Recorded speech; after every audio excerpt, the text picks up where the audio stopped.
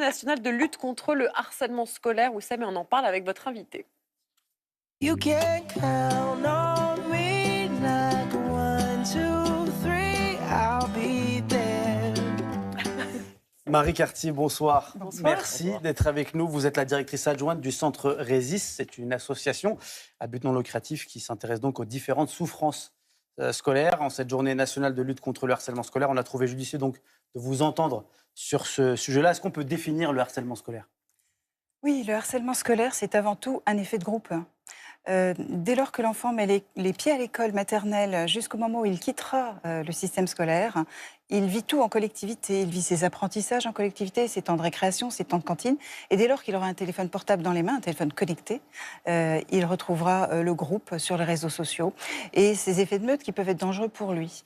Et pour survivre en fait dans ces groupes, pour ne pas être exclu, pour Ça ne n'est pas jamais être une question rejeté. d'individualité ? Alors, bien sûr qu'il y a des individualités qui peuvent être... il peut y avoir des conflits entre enfants, il peut y avoir des détestations.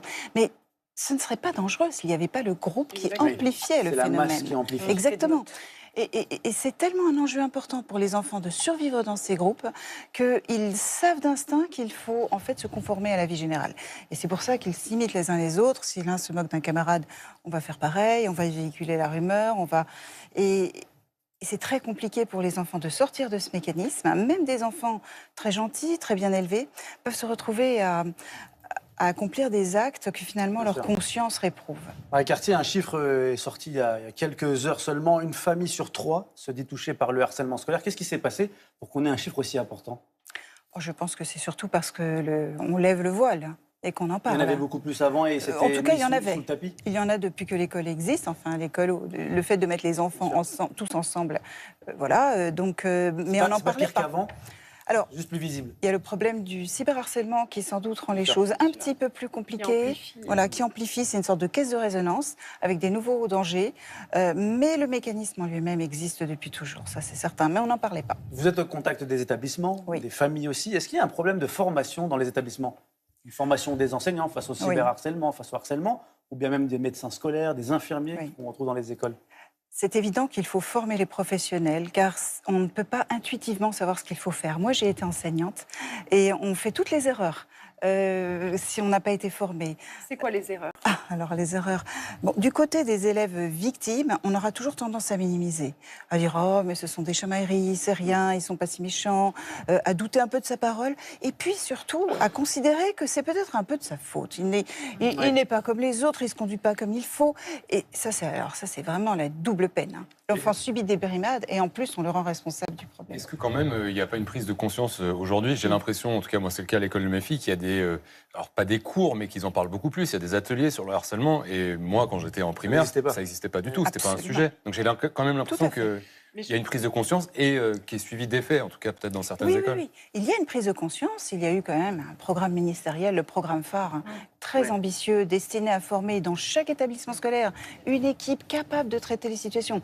Alors évidemment, c'est compliqué. Ça ne fonctionne pas toujours très bien partout. Mais l'ambition est là, l'idée est très bonne, et c'est vrai qu'aujourd'hui, on en parle, et les enfants eux-mêmes en D'ailleurs, je entendent rebondis sur ce que vous venez de dire là. Oui. À votre avis, est-ce que c'est le travail d'une association extérieure de venir faire de la prévention, ou est-ce que c'est vraiment le travail de gens qui travaillent dans l'école ? Alors, il faut joindre nos forces, je dirais. Hein. Il faut absolument que les pouvoirs publics et l'institution scolaire se saisissent du sujet, ce qui est le cas. Et il faut l'apport, si vous voulez, d'experts qui viennent parfois du monde associatif.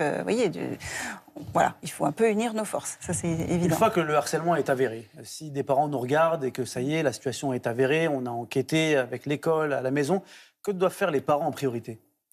Alors, ce qu'ils ne doivent pas faire, déjà, Oui, c'est Parlons de ça. Qu'est-ce qu'on doit pas c'est faire d'essayer de traiter le problème par eux-mêmes en allant sûr. voir, par exemple, la famille Oui, des oui. élèves. C'est tellement Alors, tentant, attends, oui. ça, il ne faut pas faire ça. Alors, Pourquoi il faut pas franchement, faire d'expérience, dans 90 ou 99% des cas, ça aggrave. Non seulement ça ne marche Ah oui. pas, mais ça aggrave. Ça aggrave Parce la qu'en situation fait, pour l'enfant, c'est ça ? mais oui, parce qu'en plus du problème entre enfants, surgit un problème entre adultes. Et alors les adultes, attention, c'est loin de se solutionner. Ça se solutionne parfois entre les enfants, mais pas entre les adultes. Et en fait, ça pèse du coup sur les épaules des enfants, et particulièrement l'enfant harcelé, comme un fardeau et comme une culpabilité encore plus grande. Donc c'est très dangereux. Alors, Ça, que c'est pas faut-il une bonne faire ?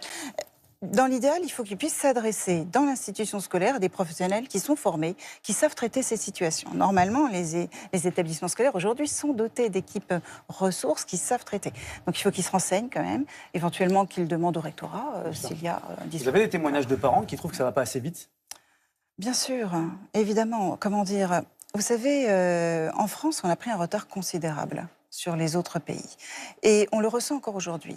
Il y a quand même aujourd'hui encore des mauvais réflexes chez les personnels, sur le terrain. Malgré tous ces efforts pour former les personnels, il y a des efforts au niveau du ministère, on ne peut pas dire le contraire, c'est très compliqué, si vous voulez, d'éviter que les choses se passent mal. Et alors, pardon. Est-ce que vous conseillez, pendant ce laps de temps où les choses se mettent en place, de retirer l'enfant de l'école? Alors, moi, je conseille de bien écouter son enfant, d'être très attentif à son état général, d'être très attentif aux signaux faibles de souffrance, de lui permettre de parler. Pour qu'il puisse nous parler, il faut aussi qu'on ait un discours très clair, pour que les enfants aient le courage, la force de nous parler, parce qu'ils ont très peur de nous parler. Il faut dire très clairement, celui qui subit les brimades, il n'y est pour rien. Ça, c'est important, comme ça, il vous parle. De donner la... Exactement. Il n'y est pour rien, ce n'est pas sa faute. Par contre, c'est intolérable de faire subir ce genre de choses à un enfant. Ensuite, il faut lui dire, raconte-moi bien comment ça se passe, pas pourquoi. Ne lui demandez jamais pourquoi, mais comment. Comment ça se passe. Et essayer d'évaluer son degré de stress, d'angoisse par rapport à son vécu scolaire. Si c'est trop dur, si l'enfant dit je peux pas, j'ai peur, quel est l'intérêt? Enfin, Marie Cartier, j'ai deux questions que j'aimerais vraiment vous poser. La première, Nadia en avait parlé ici, des groupes comme WhatsApp qui s'immiscent dans la scolarité de nos enfants, où parfois les harcèlements se situent dans ces groupes-là. Est-ce que vous croyez à la déconnexion, vous, des enfants? Est-ce que vous conseillez aux familles de ne pas donner accès à ces applications-là à leurs enfants, quitte même à être un peu marginalisés? c'est un problème délicat. Je pense qu'effectivement, ces téléphones connectés sont une source de problèmes nouveaux et de dangers, surtout quand les enfants sont jeunes. Il y a une question d'âge aussi. Ensuite, sans doute que, comment dire, il faut peut-être accompagner un peu son enfant dans l'usage du téléphone. Mais on ne peut pas tout contrôler, on n'arrivera jamais à tout contrôler. Nos enfants iront sur les téléphones des copains. Et si on met des interdictions trop rigides, le jour où ils auront transgressé cette interdiction et qu'ils seront cyberharcelés parce qu'ils seront passés par un faucon, ils n'oseront pas nous parler, c'est pire que tout. Donc faisons attention, je dirais, aux solutions trop binaires. Et une dernière question, parce que pour moi c'était important vu le sujet. Est-ce qu'il n'y a pas un travail à faire sur les harceleurs? Bien sûr. En fait, les harceleurs sont prisonniers, les harceleurs et les témoins, parce que c'est un seul et même mouvement, c'est-à-dire tous ceux qui sont de l'autre côté de la barrière, finalement, ils sont pris dans ces effets de groupe qui les terrifient eux-mêmes. Ils ont peur d'être harcelés eux-mêmes. Exactement. D'où les effets de surenchère. Justement, est-ce qu'il y a les harceleurs d'un côté, les harcelés de l'autre? Est-ce que ça peut pas... Ça n'est pas étanche. On sait très bien que des anciens élèves harcelés sont devenus harceleurs, et vice-versa.